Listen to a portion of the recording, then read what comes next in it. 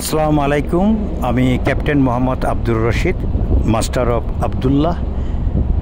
আল্লাহর অশেষ রহমতে আজকে 13ই মে সন্ধে 6টায় কুতুবদিয়ার উপকূলে আমরা নোঙর করেছি।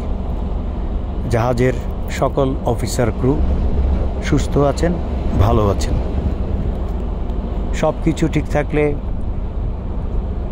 অল্প কিছুক্ষণের মধ্যে আমাদের কার্গো নামানোর কাজ শুরু হবে। কার্গো বার্জগুলো অন দ্য ওয়ে আছে। আমি